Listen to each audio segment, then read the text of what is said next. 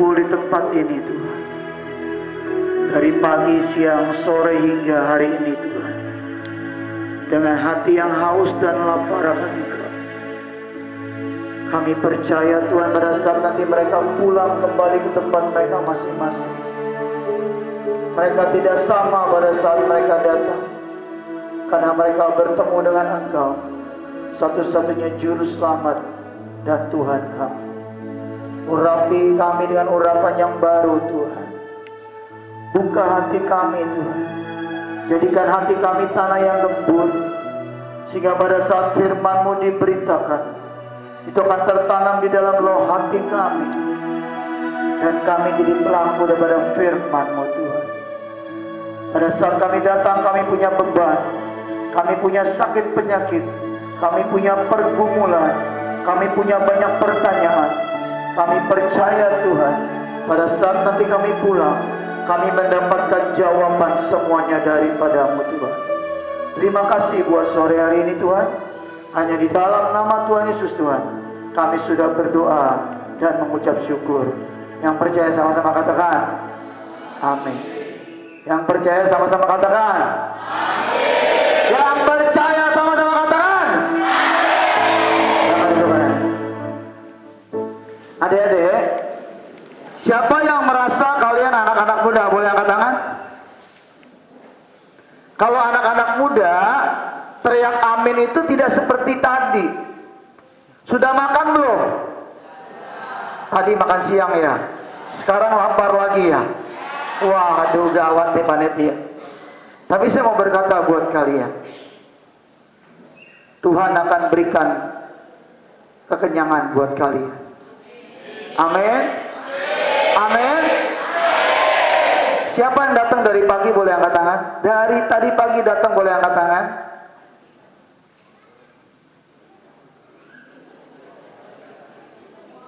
Yang baru datang boleh angkat tangan? Oke. Sekarang yang baru datang tepuk tangan buat yang tadi pagi sudah datang. Tepuk tangan buat semua. Adik-adik, saya mau berkata buat kalian. Siapa yang percaya kalau masa depan kalian bersama dengan Tuhan begitu indah? Siapa yang punya mimpi, sesuatu yang besar yang menurut kalian tidak mungkin bisa kalian capai, tapi bersama dengan Tuhan kalian bisa capai? Siapa? Oke. Saya mau bilang buat kalian, orang yang ada di depan kalian adalah seseorang yang sejak masa mudanya tidak pernah kenal Tuhan. Kamu umur berapa? 18 tahun. Waktu umur 18 tahun, orang yang berdiri di depan kalian sudah jatuh ke dalam yang namanya narkoba. Kamu umur berapa? 16 tahun. Siapa yang umurnya 12 tahun ada angkat tangan? 12 tahun. Kelas berapa kamu? SMP kelas 1 ya? Orang yang berdiri di depan kalian sejak kelas 6 SD sudah belajar merokok. Dan saya mau berkata buat kalian, waktu saya besar, sebelum saya kenal dengan Tuhan, rokok saya setiap hari 5 bungkus sehari. 5-4 Marlboro isi 20 batang satu bungkus, 1 Samsu isi 12 batang. Jadi setiap hari orang yang berdiri di depan kalian ini menghisap 92 batang rokok setiap hari. Orang yang berdiri di depan kalian adalah orang yang setiap hari kerjaannya minum, mabuk, berbuat onar, dan melawan siapapun. Nah, saya mau tanya sama adik-adik, menurut kalian, adakah masa depan buat orang seperti saya? Ya, karena kalian bilang ada, karena saya sudah di sini. Betul? Coba kalian bayangkan kalau kalian punya saudara, punya teman yang menurut kalian seperti itu. Menurut kalian ada nggak kemungkinan dia untuk bertobat? Jujur, ada atau tidak? Ada. Di sini Kayaknya saya nggak perlu khotbah lagi deh Pak. Di sini anak-anaknya semua baik-baik Pak. Saya mau berkata buat kalian, mungkin bagi manusia itu tidak mungkin, tapi bagi Tuhan itu mungkin. Kalian tahu kenapa saya bisa jatuh dalam semuanya? Saya mau baca firman Tuhan dulu. Siapa yang bawa Alkitab boleh angkat tangan?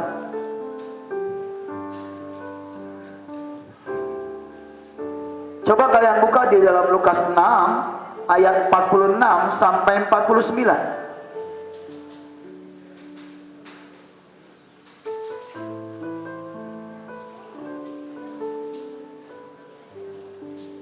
Yang sudah katakan amin.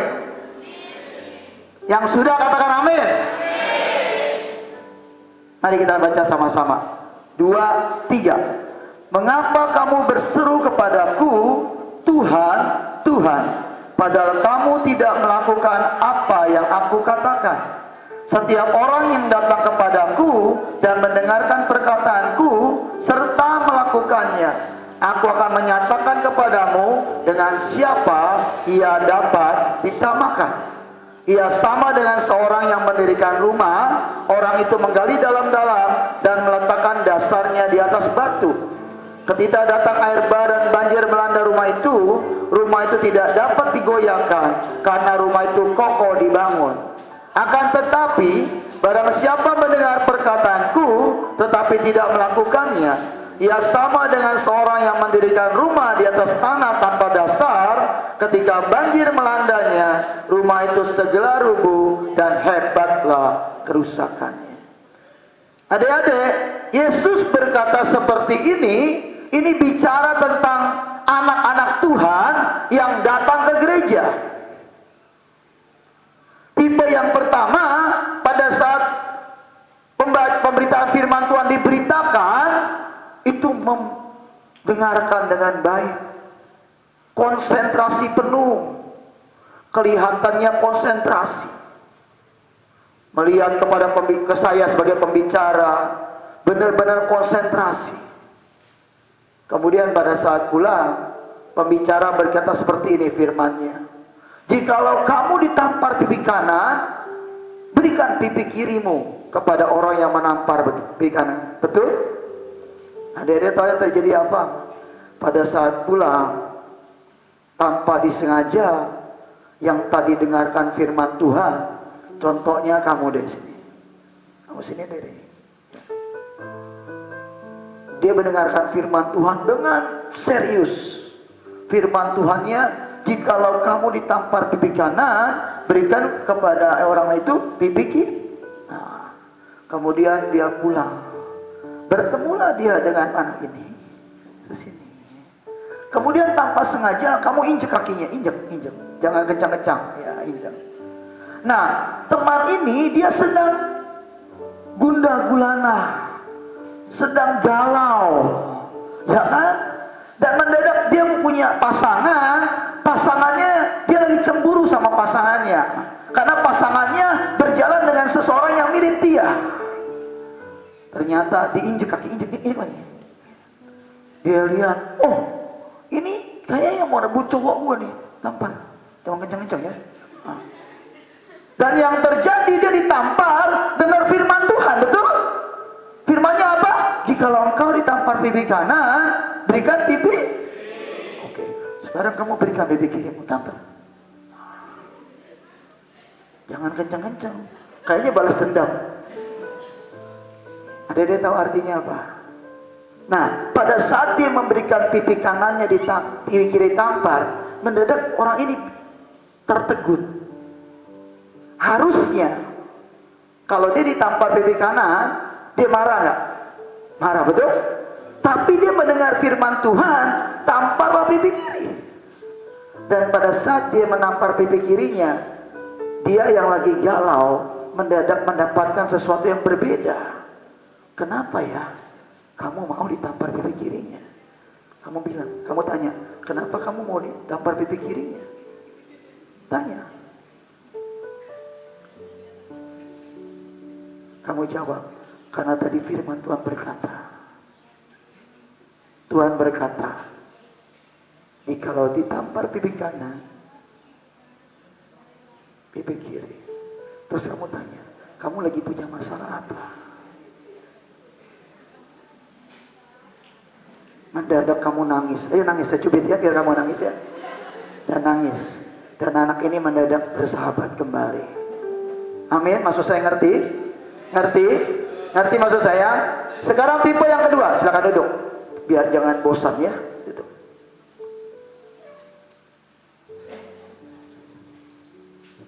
Sini kamu. Firman Tuhan berkata, jangan mencuri, betul? Jangan mencuri.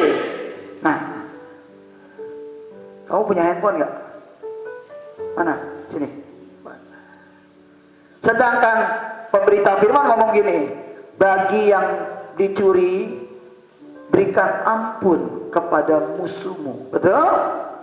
Betul? Oke. Sekarang kamu ambil tuh handphone-nya. Ambil. Mencuri. Dia lihat kamu udah maling. Maju ya kan? Wih, kamu maling ya? Jangan benar-benar. Oke? Sekarang kamu balikin. Kemudian datang, kamu sini. Kamu Pak Polisi, sini Pak Polisi. Pak Polisi. Hah? Kau bilang, ada apa nih? Ada apa?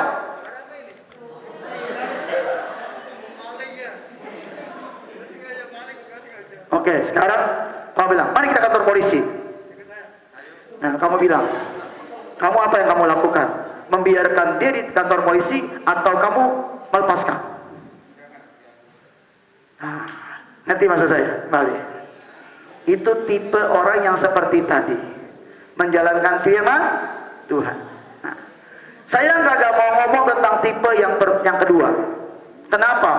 Tipe yang kedua gampang adik-adik, nggak usah ada contoh. Ini anak yang baju hitam sedang memandang kepada saya, betul?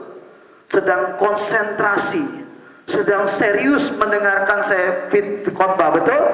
Tapi pikirannya lapar. Pikirannya, aduh, ini kalau makan bakso enak nih, makan es campur enak nih, ya kan? Sini, nggak apa-apa ya nak, entar saya kasih hadiah nak. Aduh, sekali-kali dikerjain sama pendeta nggak apa-apa toh. Nah, terus kemudian ya, kamu pulang nih nanti kan, ya kan kamu pulang. Nah, ketemulah dengan dia, sini. Firman Tuhannya berkata seperti ini, jikalau engkau bersalah kepada orang lain, ampunilah mereka, ya kan? Jikalau orang bersalah kepadamu, ampunilah mereka. Itu firman Tuhan, betul? Nah, sekarang kamu tanya sama dia, kamu dari gereja ya? Tanya. Nah, terus kamu tanya, firman Tuhannya hari ini apa? Terus kamu bilang, waduh, apa firman Tuhannya ya?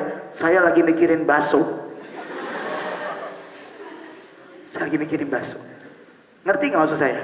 Silakan duduk, maaf ya, jangan marah. Ngerti nggak bedanya? Dua orang yang sama-sama ke gereja, betul? Setiap kalian punya hak untuk kalian dengar firman atau tidak. Nah, saya mau berkata buat kalian, saya dari umur 12 tahun, bahkan 10 tahun, sampai dengan usia 32 tahun, saya adalah Kristen tipe yang kedua. Ngerti maksud saya? Bahkan saya ini tidak pernah ke gereja. Saya ke gereja hanya setahun 2 kali, pada saat Paskah dan pada saat Natal. Apakah saya kemudian kuat di dalam firman Tuhan? Apa yang membuat saya makin terperosok? Adik-adik tahu, di dalam perjalanan hidup saya, kelas 6 SD, tepatnya kelas 6 SD, Saya punya teman, dan teman itu adalah primadona sekolah. Tahu primadona? Apa? Wih, paling cantik di sekolah. Saya ketua kelas, dia wakil ketua kelas. Wis, mantap ya. Waktu zaman saya sekolah dulu tidak seperti sekarang. Kan kalau sekarang sekolah cuma ada papan tulis pakai whiteboard, betul? Pakai spidol, betul? Waktu zaman saya sekolah, waktu saya masih muda, kan kalian lebih tua daripada saya kan? Saya lebih muda dari kalian sedikit, betul? Saya zaman sama Pak Mesak mungkin beda sedikit. Nah, waktu zaman kami sekolah, kami itu setiap sekolah jam 7, kami harus jam setengah 7 datang. Ngapain? Kami ke ruang guru, ambil perlengkapan buat guru ngajar. Ngambil kapur, ngambil buku tulis, semuanya saya bawa. Nah, saya sama ketua kelas itu jalan berdua setiap hari. Taruh tas di kelas, kemudian saya jalan. Nah, pada saat saya jalan, karena dia primadona sekolah, saya jalan. Saya bilang, yuk kita jalan yuk, ambil kapur. Dia mendadak menyingkir dari saya. Dia bilang gini, saya kagak mau jalan sama orang jelek. Nanti saya ketularan jelek. Saya kaget. Setiap hari selalu perkataan itu dikatakan kepada saya. Kebetulan saya ini kelompok belajarnya sama dia. Dan kita sering belajar bersama kan. Dan karena rumah dia dekat, saya biasa belajar di rumah dia. Karena rumah saya pulang balik lumayan jauh, saya bilang gini, nanti pulang sekolah saya istirahat di rumah kamu aja ya, numpang istirahat. Tahu gak jawabannya apa? Kamu mau datang ke rumah saya sendiri? Iya, jangan. Kenapa? Saya kagak mau orang tua saya nganggap kamu pacar saya. Ih, malu saya punya pacar kayak kamu. Itu benih mendadak ada penolakan yang saya terima. Adik-adik tahu, waktu itu saya sedang pulang. Di tengah perjalanan saya melihat mobil ayah saya di lampu merah. Dan yang bikin kaget saya, ayah saya sedang berjalan dengan seorang wanita lain yang bukan mama saya.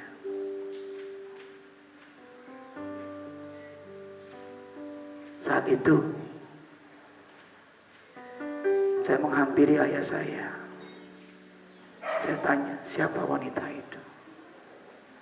Ayah saya bilang, kamu anak kecil, jangan ikut campur. Kemudian lampu itu lampu hijau, dan papa saya pergi meninggalkan saya. Sejak saat itu, hidup saya mulai digoyang oleh ketidakpercayaan oleh siapapun. Saya jelek, saya punya keluarga tidak bahagia, dan yang saya ambil langkah, saya mulai belajar merokok. Saya mulai bergaul dengan orang-orang yang sebenarnya tidak sekolah.